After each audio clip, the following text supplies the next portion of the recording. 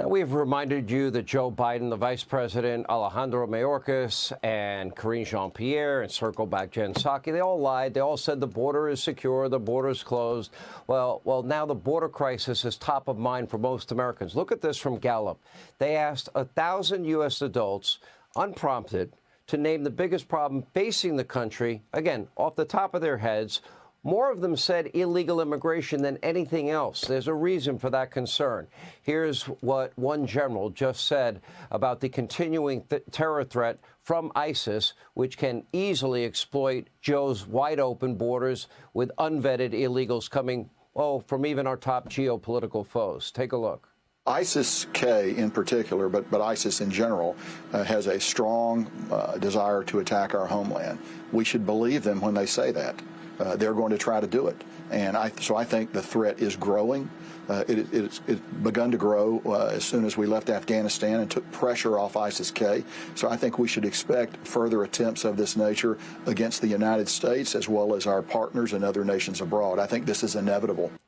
And FBI Director Wray, in the last 2 congressional appearances, has been echoing that threat. It's never been this bad or this loud in his career. It's not just the threat of terrorism causing concern.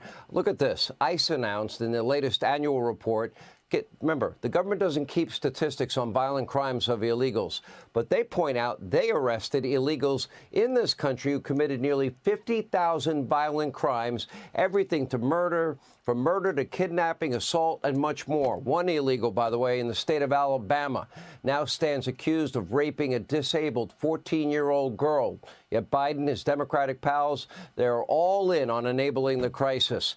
In the state of Massachusetts, a former soldier's home is now being turned into a so-called emergency shelter for illegals. And while so-called asylum seekers, they get free housing there, they're also getting a free ride from a local judge in Texas who just yesterday said a bunch of the illegal immigrants, remember the ones rushing the border in front of the Texas National Guard? Yeah, they've all been set free in El Paso. And by the way, none of this shows any sign of slowing down because Mexico is too busy not helping us, lecturing America, the Mexican president on 60 Minutes, adamantly and apparently now trying to extort our country into paying what is billions and billions of dollars and changing our policy to countries like Cuba and Venezuela. By the way, here's how former President Trump responded to the Mexico president's threat. On 60 Minutes, the president of Mexico, and says we're not going to shut down our border until you change your policy on Cuba and change your policy on Venezuela. Is it okay for the Mexican president to dictate American policy? He said he wants $10 billion essentially just to talk. $10 billion to talk. And that's come out since. And no, that wouldn't happen with me. They would never say that to me. They would never say, before we even talk, they want $10 billion a year. Mexico just asked for $10 billion a year. They would never ask it. I wouldn't give them 10 cents. They know that. Here with reaction, Fox News contributors Ari Fleischer and Kellyanne Conway. All right, Kellyanne Conway, so if we look at it, we've got, let's see, nearly 50,000 Joe Biden unvetted illegals arrested for homicide, rape, kidnapping, violent assault. And we're getting lectured by Mexico on what our Cuba policy, Venezuela policy ought to be. And, they want tens of billions of our tax dollars. Wow. Would that happen under Trump? I doubt it.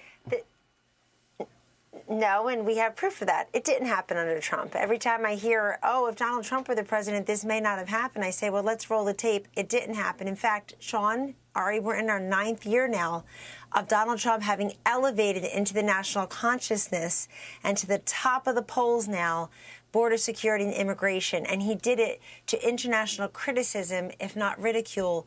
And look where we are now. According to the AP poll, 73% of Hispanics disapprove of the job Joe Biden has done on the border, 55% of Black Americans, and in fact, 4 in 10 Democrats. You now have many of his own constituencies saying you're doing a terrible job on the border. Here's what I don't understand. If the American people tell you what's important to them, what's vexing and perplexing to them, then they're giving you a clear roadmap. Respond to them. This administration has done the opposite. They want to tell us all that what we see with our own 2 eyes, day after day, night after night, isn't real, it's not important, it's some vast right-wing conspiracy. Also, the border has become a proxy for so many Americans for a president that doesn't listen, for a Democratic Party that doesn't care, for a system that rewards those who take it easy and punishes those who work hard. When you come here illegally, not only are you not prosecuted for breaking the law, now you're actually rewarded. You get cash and cell phones and shelter and clothing. And this is what Americans see now, and they don't want it. Let's get your take, Ari Fleischer. Well, there's no question this is Joe Biden's gigantic Achilles heel, and he's the one who loves to show it to us because he caused this problem. During the debates, Joe Biden said, come, when he was asked what his message is to people who are trying to come to America illegally. He said, come. He raised his hand when he was asked if he would support decriminalizing people who come into America illegally. This is a crisis of his own creation, of his own wanting, because the end game for the Democrats, Sean, is to let people come in illegally, get them work papers, which leads to green cards, which leads to voting. And already in many municipalities, illegal immigrants, if they have a green card, they're not American citizens, can vote in American elections. Tell me how a municipality can keep that separate from a federal election. This is their end game. It also helps them with reapportionment, because this one New York City congresswoman said she needs the illegals in her district because that's how she gets her job as a congresswoman, because she needs that number in her district. New York otherwise is losing seats. So this is part of a political endgame for the Democrats to hold power. And that's why it sits so wrong with the American people, who are fundamentally guided by right and wrong and by respect for the law. And when there's wanton disrespect for the law from the commander-in-chief, yeah, it hurts the president, and that's what's happening to Joe Biden. Americans, take a good look at what Joe Biden has created here. Look at the no bail laws and defund, dismantle, reimagine the police. How's that working out? How's the economy working out? Are you better off than you were 4 years ago? Well, in 217 days, this country's at an inflection point. It matters. All right, Ari, thank you. Kellyanne, always great to see you. Hey, Sean Hannity here. Hey, click here to subscribe to Fox News YouTube page and catch our hottest interviews and most compelling analysis. You will not get it anywhere else.